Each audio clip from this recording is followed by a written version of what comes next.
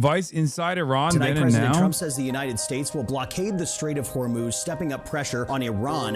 Trump said it's highly unlikely that he would extend the truce with Iran before it expires on Wednesday evening. I'm not gonna lie, I feel like this is gonna be oppy.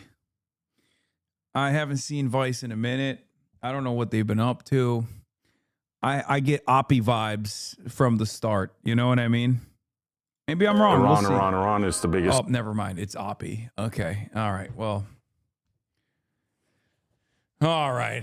Oh, I got what I was looking for. Story in the world. We've been there many times. We're here in Tehran, and this is the Independence Day parade. This is Alex Chitty, my old producer. We've been all over the world, but a lot in Iran. Is this the largest mosque in Tehran? Yes. Yeah. It's very busy. Thousands, tens of thousands.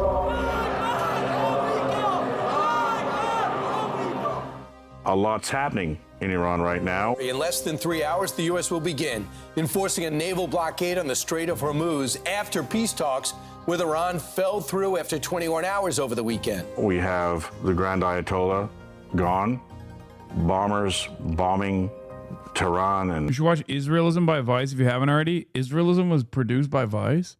I have watched Israelism. I've literally interviewed Zimmerman on the broadcast. I've had her on. Oil and military installations. Drones going both ways. Drones, asymmetrical warfare. This guy used to be my boss. I mean, he was Noah's boss too.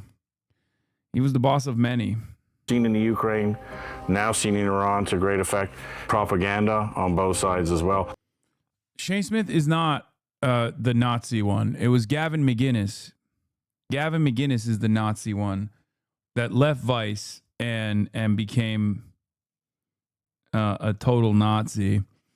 Shane Smith, I'm not super fond of either. I've always regarded him as a bit of a charlatan. And I say this as someone who used to be a big fan of Vice, like when they would do the gonzo journalism, like the drug documentaries and stuff like that. But I mean, Vice became a behemoth, a media giant, a asset that was unbelievably overvalued, and in that process, it just got it got sucked into the State Department media contingency. They ordered you to die for Israel. They broke their word, they broke their promise. And so we're going to do Iran because it's in the news and we've been a lot together. This is Alex Chitty, and this is Inside Vice. And here we go. You ready? Iran. Inside Iran. Bango. This show is about going. Yeah, New York Times reporter David Carr yelling at Vice and Shane Smith during the interview is a classic. Yeah, where he's like, you think we don't have journalists in these countries? Are you out of your mind? No, not RFK. Here, let's play the clip. I thought it was CNN, not New York Times. But I guess, oh, it is, yeah. Page 1, David Carr confronts Vice. For his weekly column, David... Hi, I'm looking for Alex. Okay. Hi. This is David Carr from the New York Times. Don't keep saying I'm from the New York Times. That sucks. I'm just... All right. It's me. David, it's nice to meet you from Hi, Dave. Very nice to meet you. Hi. Nice to meet you. How are you? We wanted to get everyone together to do a company-wide update. The media landscape is changing in really dramatic ways in just 6 months. So print, as an industry and a medium, continues to nosedive. Publications like Newsweek and We had an inside joke when I was working at TYT that I came up with, where we would just like put together insane headlines and then go Vice.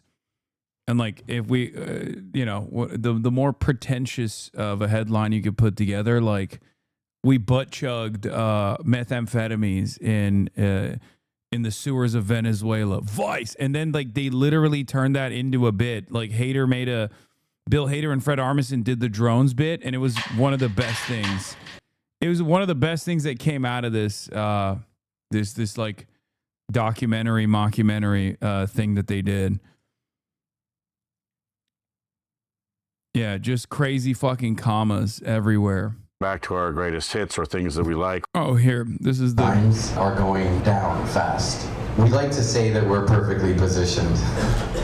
Not only are the sort of biggest media companies wanting to come talk to us, but the biggest brands are wanting to come talk to us and give us money. And what we have to do is we have to figure out how we can be meaner, faster, and more dynamic than everybody out there. And we don't want to get hot and die, we want to get hot and get hotter. You asked the question about is there a business model that, like, I want you to just sec though. Yeah. I want you to feel me on this. I don't do corporate portraiture. What the fuck is going on that you're doing business with CNN? We know how to speak to young people. They're listening to us. We're a trusted brand for them. I mean, the first thing that CNN said when they walked into the meeting last summer was 49-year-olds are watching CNN right now, and we're fucked. Right. Can you please help us develop a new, young audience for the future? They like the way you tell stories. They like your hosts. They like where you go. That's really what they came looking for.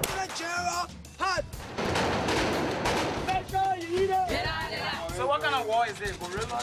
World War II. There's World War III. I don't know Liberia. I don't know what's going on. I don't pretend to. I'm not going there for a news thing, reporting on a particular news story. I'm not there to solve the problems of the world. I'm just a regular guy. I didn't get flown in on a thing. I don't have security. I don't have anything. And I've been to some places. This is fucking insane. The people here don't have toilets, and because they have no toilets, they use the beach. If you're a CNN viewer and you go, I'm looking at human shit on the beach.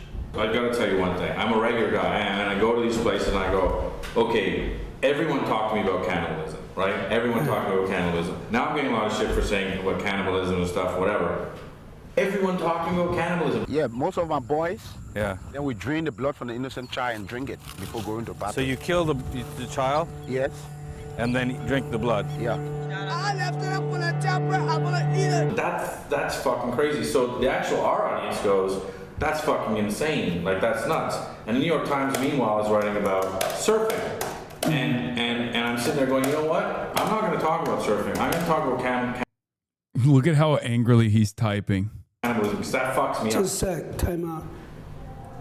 Before you ever went there, we've had reporters there reporting on genocide after genocide. Just because you put on a fucking safari helmet and looked at some poop doesn't give you the right to insult what we do. So continue. That was the best. So the real here's the problem. Okay. Shane Smith doesn't know what the fuck he's talking about. Of course the goddamn New York Times was there. Right? Of course the goddamn New York Times has been there. The real criticism of the New York Times isn't that they're not there or that they don't have a desk in Africa or whatever. Of course they do. You have to be a real moron to not realize that. And they have some legendary reporters on these different beats as well. The real criticism of the New York Times is that they sometimes undermine their own real reporting because they have a higher priority to do the bidding of the State Department. But because Shane Smith also was trying to sell his fucking multi-billion-dollar Vice over inflated media asset to the exact same forces, he doesn't have that kind of media criticism because he doesn't know that that is the actual media criticism against the New York Times. Anyway. Oh my God, Blue Sky is melting down about you wanting to steal from the lure. Oh God. Dude, I don't care, man. I don't fucking care. I don't care. Please, you don't have to tell me every time, like, what's Tumblr saying, dude? What's Tumblr's take? What's Tubi's take? What's Queeby saying? Can we get an opinion of Queeby? Can we hear from Queeby, please? Is there a take from Pinterest? Can I hear a take from Pinterest? Is Pinterest mad at me too?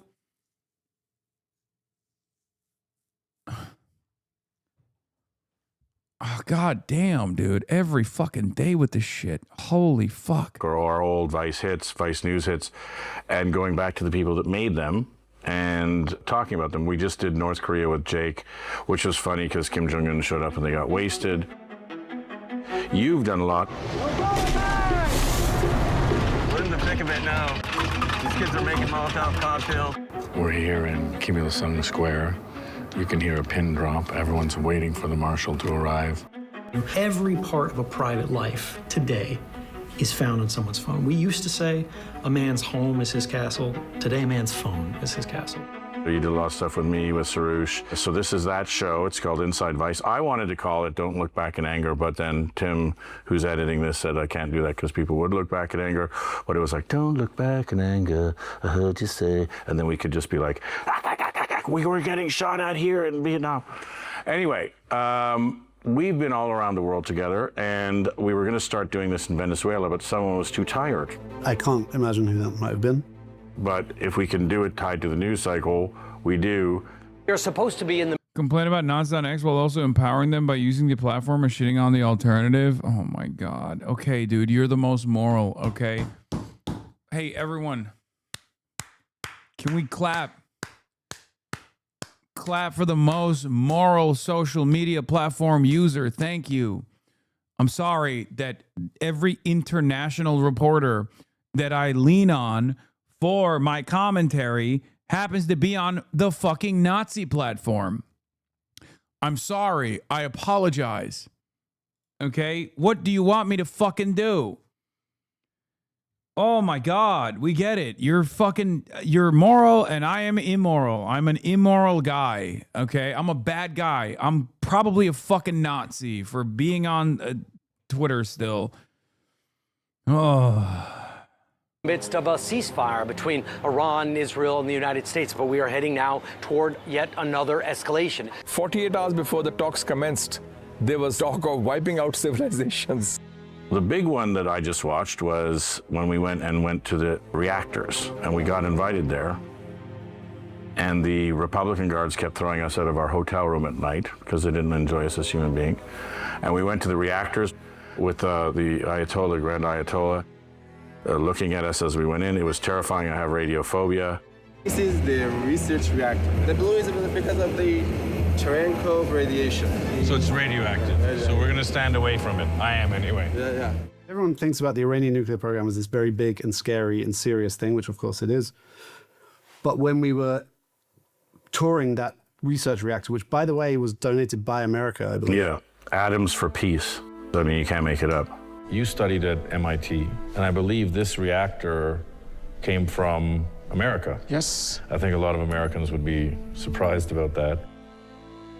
So this reactor here was the birthplace of the Iranian nuclear program. This is only one of the sites we have. This is the eldest. The fuel initially was about more than 90% supplied by the American.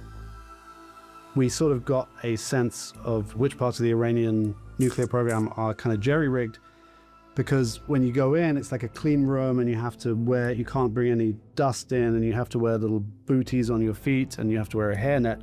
But they were out of hairnets. So the sinister Iranian nuclear scientist was showing us around very solemnly, took a booty and put it on his head. So he was showing us around with a little booty on his head. Yes, I remember it being very janky. And they're like, here, you want to see our reactor? Here it is. And it's like, oh, we gave it to you in like 1958 or something. They kept it sort of pristine, except they had a lot of pictures.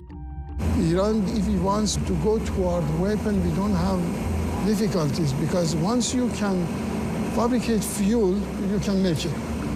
It was very freaky. It was a very freaky reactor, a very freaky shoot. And I mean, I love Tehran, as we said, because everybody there has either relatives here in LA or in London, and they have satellites. So they know, it's sort of cosmopolitan in a weird way. And a lot of the Arab countries. Why is that fucking weird, man? I can't watch this. I'm getting mad. I'm getting mad all over again. Do you understand why I'm frustrated? This is a guy who got like the world delivered to him, and he had the opportunity to make something great. Vice was pretty cool initially. and they took that cool status. They took that the cool status into you know, $1 billion media property. They got billions of dollars. He exited the company. He made a fuck ton. He's a 100 millionaire. And it's such a waste. Like, it was such a massive fucking waste. And yeah, when you hear the way he talks about these things, even though he has literally traveled around the world, he's gone to like Caracas, he's gone to fucking Tehran as he calls it. Like you hear the way he talks about these places, and you're like, how is this the guy? Like, how is this the fucking guy who was in charge of all this? Go there because of plastic surgery, and they have parties and events and that and stuff, but like the protesting is nonstop. The emotions are really ramping up here now. All of Trump's recent rhetoric has really increased the anti-American sentiment in Iran right now. The mosque.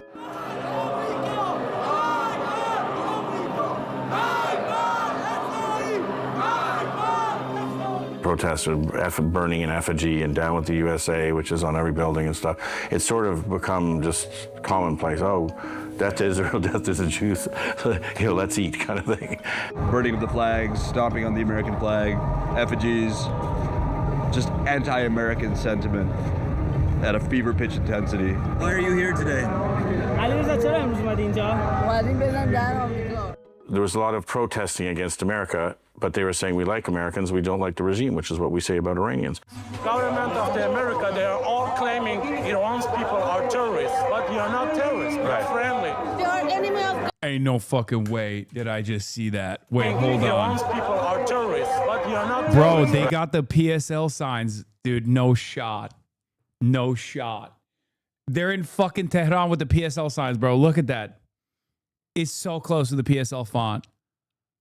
Oh my God. Oh my God. Answer Coalition, PSL. Code Pink. PSL Tehran. Oh my God. People of the world know. Hashtag Black Lives Matter. Why doesn't the USA regime? I mean, that part is normal. I've told you guys about this before. Everyone in that side of the world is very tuned into American domestic affairs. And they will regularly criticize like white supremacy, all this stuff. I mean, Erdogan came out and had some choice words for the American regime. I just watched Hassan's debate with Ethan from a year ago. Holy shit, that was bad. What is happening? Why are there more people watching the Ethan Klein debate from a year ago right now? Why is that gaining traction? You're the second chatter that's come in to say that. No, I'm not going to ban that person. Calm down. Why would I ban that person? That person is probably saying it was bad because fucking Ethan sounded like an insane person. Friendly. They are enemy of government of America. Right. We have no problem with people of America. We like them. I always have a weird time in Iran. And you were like, yeah, it's one of my favorite places to go. Why? It's one of my favorite places because, as you say, it's so cosmopolitan. There's a huge, as you touched on, there's a huge difference between the views of what, between the regime's official line that was on the street, death to America, death to Israel, and what the average, regular, certainly Tehrani thinks, which is typically ambivalent or even pro-America, some even pro-Israel, which is amazing. And just the discord between those two things creates a very interesting world, a sort of a secretive underground world. As you've said, like we've been to parties there, we've been to dinner parties and I mean places where people are drinking wine, which gets delivered as if it's by a drug dealer, and that feels very urbane and also kind of clandestine and exciting. And it's not exciting if you live there and you have to order wine from a guy who comes and delivers it. Yeah, people talk to me about that and they're like, well, why isn't the regime changed? Two things. Whenever you're in Iran, they're like, look, we're going to change the regime. Just don't bomb us or don't attack us because then we'll unite. A. B. They are protesting and there is sort of a nudge trying to be given there because I would say it's in Tehran anyway, it's probably about 80-20 against. But then you have the Revolutionary Guards, and because there's been so many sanctions for so long, they're kind of, you know, the mafia and you know, they control everything and the money and the currency and all that stuff. And they have all the guns. So they're not going, because if there's a regime change, they're all in trouble.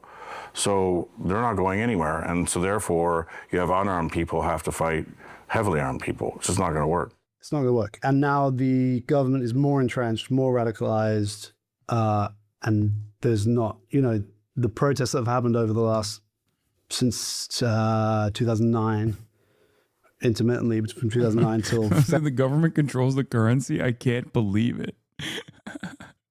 I mean, he meant the IRGC, but, you're not wrong. Yeah, that's true, man. It's crazy. It's crazy stuff.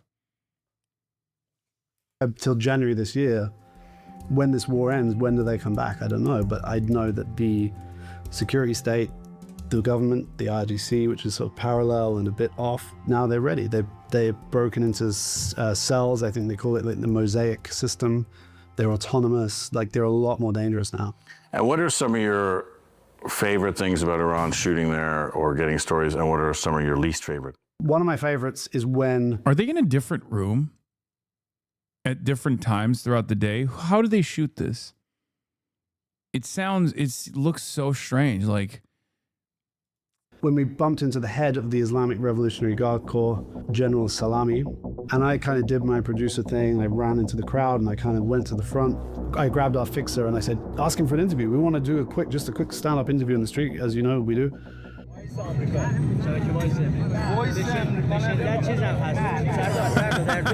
Our fixer turned to him and said, Vice News, USA, Vice News. He's from the USA.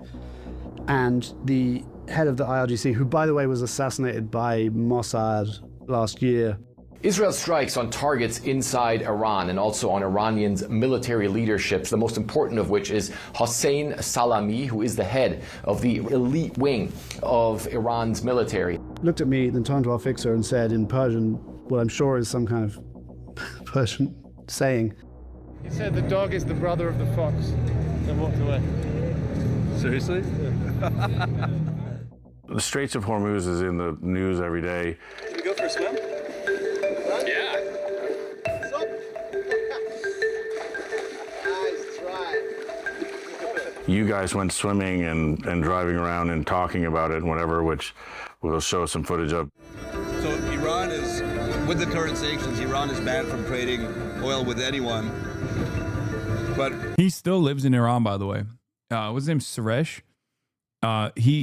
Wasn't he literally doing reporting from Iran for the French, both CNN and also for a French. From the amount of tankers you see, wherever you see red lines on the tankers, that means that they are empty and that oil has been dropped off. So yeah, there's France a lot 24 and CNN too. He still does reporting. Oil trading hands, and the Revolutionary Guard and that kind of naval warship right there is going around and patrolling. So Iran has made it very clear that regardless of sanctions, they will not stop selling oil to whoever wants to buy oil from them. It was weird and fun to swim in the Strait of Hormuz. We could see IRGC vessels. We could see oil transiting the Strait of Hormuz, contrary to sanctions. Vice News goes to the centers of massive geopolitical conflict, just hangs out and learns nothing. The P is the brother of the poo. Jesus. Good take. Good take, chatter. For me, I fully checked out of them when I saw them doing coverage on the famine and the blockades in Yemen, and they were literally talking about how it's a necessity because the Ansar Allah are fucking violent monsters that do child slavery and all this shit. That's when I was like, oh, I know what the fuck this is. I don't even know if they got like bought out by the Saudis or one of the Gulf states. I'm sure they probably played a role in the purchase agreement, but that was when I was like, oh, I see what's going on. I see what the fuck y'all are doing. That was super interesting. We were like, this is so busy. It's so congested. It's an international incident waiting to happen. It's just obvious. And then you're so close to whole other universe. Like, once you're on the other side of the Persian Gulf, it's just another world. It's malls and Four Seasons and Shake Shack. It's right fucking there. And it, of course, it's unbelievably vulnerable. It's like the DMZ in Korea. Like, it's like, which no one thinks, except you're driving a fifth of the world's commerce through it, which by the way is more than a fifth, because that's like cutting off your leg and saying, oh, it's a fifth of your body. The system is broken. I would also much rather go to Tehran than Dubai, like 100%. Because that weird little patch of ocean is blocked. So on one of the trips we went there, it's the anniversary of the revolution. They like to have you come. There's parades and things. And they parade out like missiles and ballistic missiles is actually what we're seeing today. They're trotting out new missile systems. There's drone systems over there. We're going to see what's happening here. And one of the things they paraded around were all the drones, their drone technology, their drone capabilities, which are in the news every day and has changed sort of warfare. And we got to see it. I think also, like, yes, Straits of Hormuz, like when you go there, you're like, oh, this is all of the world's oil going through one tiny thing. Do you think that what we're seeing today in the news every day was on parade for years before? That's what I think you learn a lot of the time with extremists is when they say what they're going to do, believe them, because they often just do it. And they told us this was going to happen. It was obvious this was going to happen. I'm sure Trump was told that it was going to happen. I'm sure he calculated it, that he would be able to proceed anyway. But yeah, it was unbelievably vulnerable. Yeah, we were there shooting, and there's just drones, and they're like, here's our drones. We can send thousands and thousands and thousands of these at you guys. Exactly the same point, yeah. They're like, here are super cheap drones that we made. By the way, that's the amazing thing about Iran, a bit like North Korea, a bit like Cuba, Venezuela, Syria, is how sanctions force ingenuity on people. So like in Iran, half the cars you see driving around, they're Peugeots, supposedly, but they're made in Iran. They make their own cars, and they make drones that cost $3,000. Do you remember when Netanyahu showed us Shahid? That's the Iranian drone we shot down. It's got a wing here, fixed wing here. So this was an Iranian drone sent over Golan Heights. You shot it down. They then sent missiles and artillery to attack you on Golan Heights, and then you. So this was the start of everything. That was it. That was it. And you see it. The center was blown out by our interception, but these are the parts that come from the center. And I think it's the first time that we're showing this. It's the first time. But that was the first time that one had ever been shown on camera. That was in the... Yeah. There you go. Dare I say more? Liberal Hitler. I mean, I don't think you can call Benjamin Netanyahu a liberal. Let's be real. It was the Israeli Defense Force had shot down Shahid drones that were trying to, go into Israel and bomb in there, and we went. Yeah, we butt-chuck cocaine with modern reincarnation of Adolf Hitler, and we're the first ones to see them. And now the U.S. Army have reverse engineered that same drone. The Lucas drone, low-cost unmanned combat attack system. And yeah, that's the first time the U.S. military has reverse engineered an enemy's technology since I think the 1950s when they reverse engineered some bridge. Okay, so to finish off Iran, favorite thing that you ever did there, or favorite memory of it, and least favorite? Food. Definitely very good food. I like a lot. My other favorite thing was meeting the metal band, Chaos Descent, in Iran, in Tehran. It was one of my favorite interviews I've ever worked on because they were so candid. We have a situation here, new generation is so depressed. People do not act about their situation, about to change the situation. They just sit and watch the whole happening in the country. Right. But do nothing. You could leave. Right? Yeah. Yeah. It's the only option. Right. And they were just fucking awesome. And I still talk to them on Instagram, and they're still there. They're just great. One of the scarier parts was when we were in our hotel and we were looking down on Evin prison. That's one of the most feared prisons in the world. And, the government minders, they don't say, don't fuck around or you'll end up in there. But that's kind of the subtext. And they say, look, here it is. The thing is, we've spoken to so many people who have a lot of fear. And what they're afraid of is ending up in that prison over there, which is where all the the political prisoners are sent. It's called Evin. It's kind of the legendary, terrifying place that nobody wants to end up. One of the things they do when you go to Tehran the first time is they take you on that mountain that's in the middle of Tehran, and they take you up, and they have the birds that pick your fortune, and they have tea, and then you have lunch, sultani kebabs, and it's very pleasant and bucolic. And then they're like, by the way, the political prison is under this mountain, so if you do anything wrong, that's where you're going. It's a sort of, we did this whole afternoon just to let you know that we're going to put you in jail if you do something wrong. It's a fucking joke, man. Like, they're not gonna send Americans to the fucking dissident prison. Jesus Christ. And we were talking about trying to get in and shoot this time.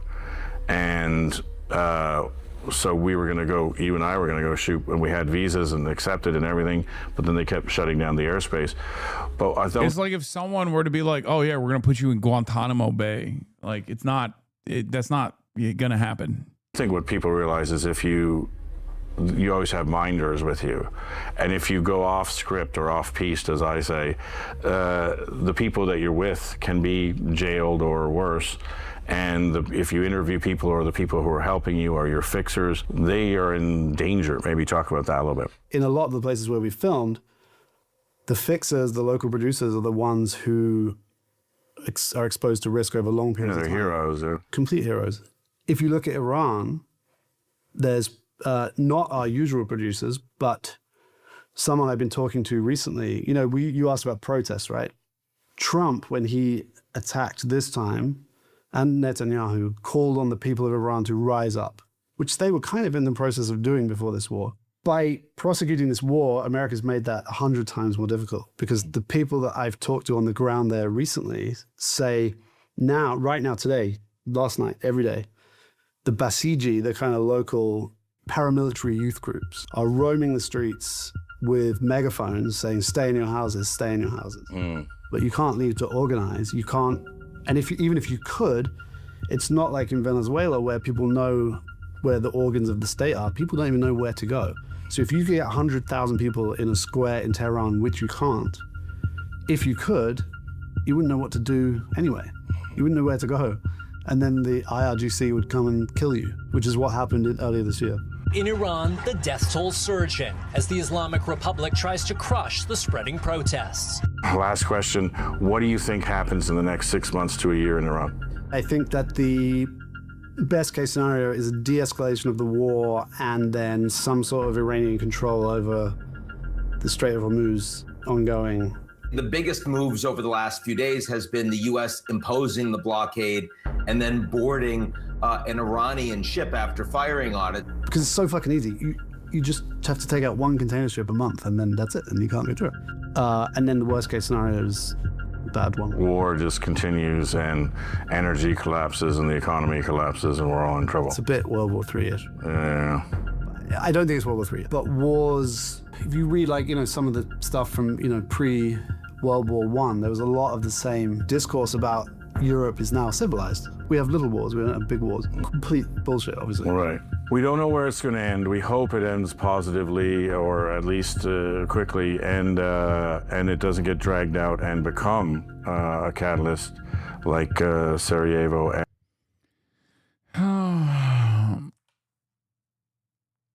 Feels like old school Vice. We got Iran Vice for GTA 6. This is better Vice. Dog, is the brother of the Fox City baller way to dismiss someone?